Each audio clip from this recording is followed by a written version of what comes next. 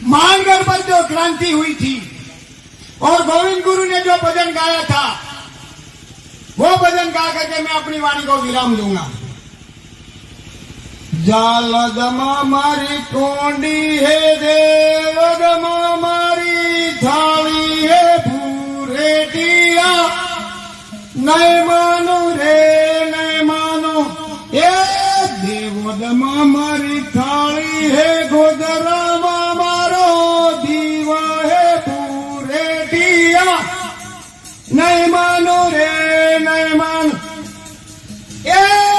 गोदरामा मारो दीवो है अमदावद मरी जाजम है भूरेटिया, नहीं मानो रे नहीं मानो अमदावद मरी जाजम है ने दिल्ली में मरी कालम है भूरेटिया, नहीं मानो रे नहीं मानो दिल्ली में मरी कालम है ने बिरसर मारो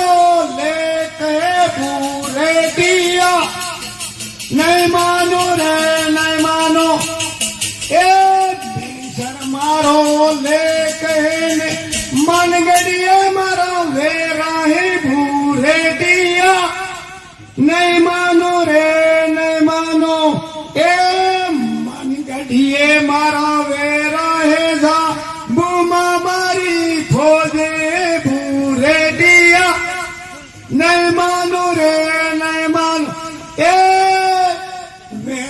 रे वाले ने पंजराज थप्पू है भूरे दिया, नहीं मानो रे नहीं मानो पंजराजा थप्पू थे कच्चा गोविंद गारू रे भूरे दिया, नहीं मानो रे नहीं मानो।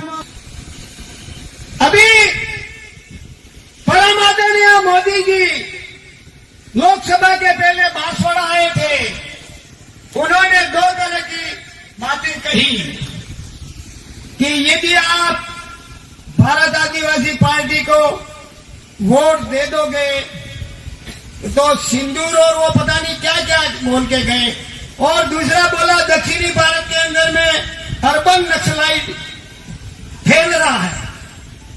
अरे हम ये कह रहे हैं हम शांति प्रिय लोग हैं, हम भाईचारे को रखने वाले लोग हैं, हम मानवता को रखने वाले लोग हैं, लेकिन मैं उन लोगों से ये पूछना चाहता हूं कि अरबों और करोड़ों रुपए लेके विदेश भाग गए, उनको कौन सी परिभाषा से बोलोगे? ये भी तो बताओ। जो आज हमारी बहन बेटियों के साथ में बलात्कार होता है, रेप होता है, मर्डर होता है, उनको कौन सी परिभाषा बोलते हो आप लोग? वो बात क्यों नहीं कह रहे हो? हमारे समाज को केवल नक्सलवाद से कहते हो। हमारी बहन बेटियों के साथ में बलात्कार होता है, रेप होता है, तो उन लोगों को आप कौन सी परिभाषा बोलोगे? विदेशों में 34 आदमी भारत का रुपया लेके भागे, उसकी बात क्यों नहीं करते हो? उनको कौन सी परिभाषा में बोलना चाहते हो? आप क्या चाहते हो? हम भाईचारा, मानव मात्र, एक समान, विश्व का कल्याण, ये भावना हम रखने वाले। आज दिन तक किसी भी आदिवासी ने किसी के वहां चोरी की हो, डकैती की हो, लूटपाट किया हो, धोखा दिया हो, तो एविडेंस बताओ। जबरदस्ती। इसीलिए आप और हमको ये ध्यान रखने की बात होगी, हमारे साथ दोस्त कौन है और दुश्मन कौन है उसकी पहचान करनी होगी।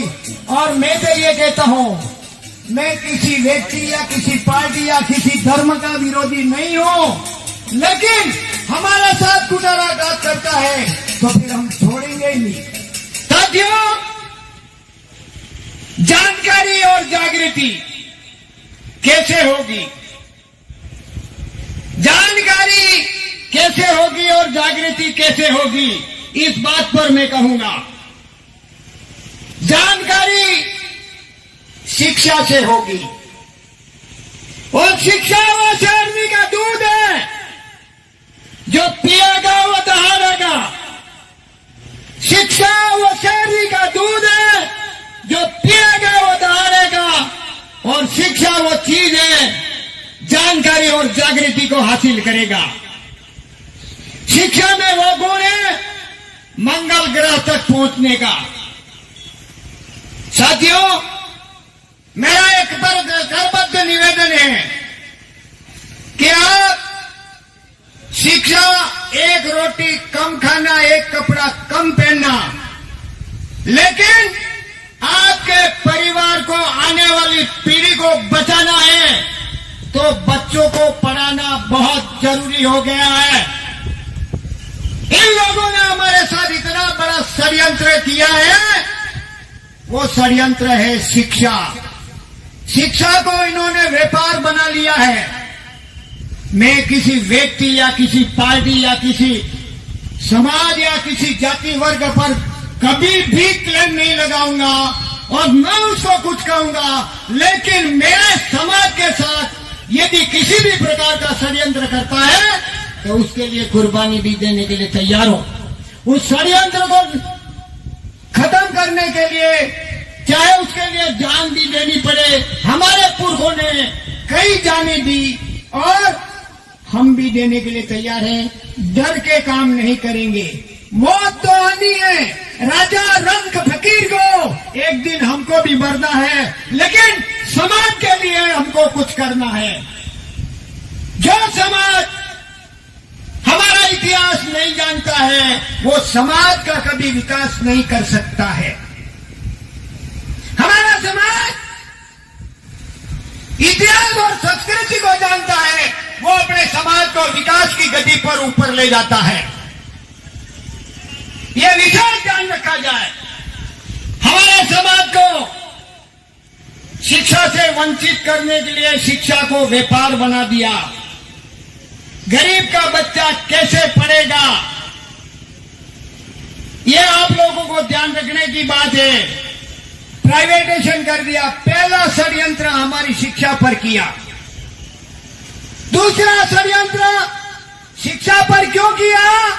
ये समाज पढ़ लिख करके होशियार हो जाएगा तो भागीदारी मांगेगा, प्रतिनिधित्व मांगेगा और जमीन को नहीं देगा, गुलाम नहीं बनेगा। इसलिए उसको पढ़ने से वंचित करने के लिए इस तरह का षड्यंत्र रचा गया।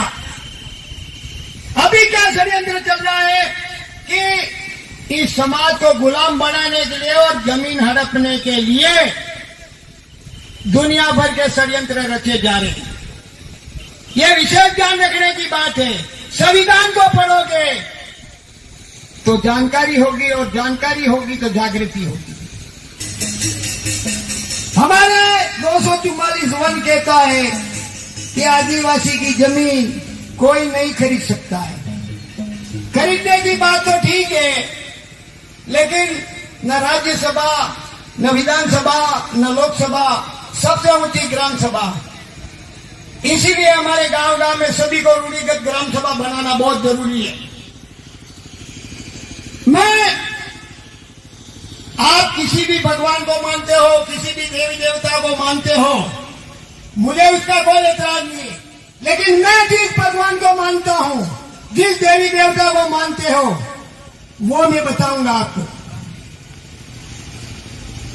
मैं चांद सूरज,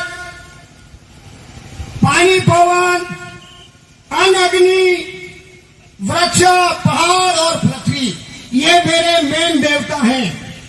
और मेरे पहले देवता हमारे आई नेबा, पिता और माँ, ये मेरे पहले देवता हैं। मेरा मंदिर मेरा घर है जिसमें मैं पैदा हुआ, पढ़ा, पला, शादी की, नौकरी की और उसी में जीवन बिताऊंगा। ये मेरा सबसे बड़ा मंदिर है। आप किसी को भी मानो, मुझे किसी भी प्रकार का कोई एतराज नहीं। यदि मैं जानना चाहता हूं आप लोगों से, क्या धरती के बिना आप रह सकते हो? क्या हवा के बिना रह सकते हो? चांद सूरज के बिना रह सकते हो? तो सबसे बड़ा देवता कौन? मुझे बहुत किसी का विरोध नहीं करना है, न करूंगा,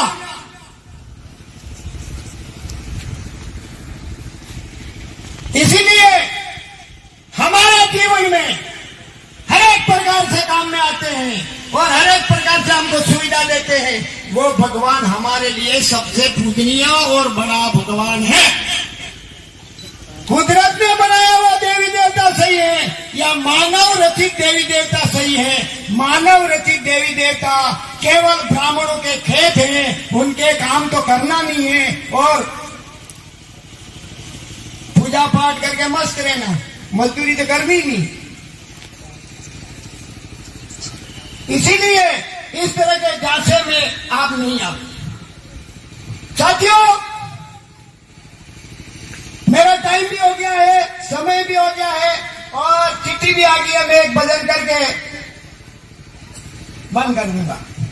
मुझे बहुत कुछ कहना था, लेकिन सबका समय अलग अलग होता है।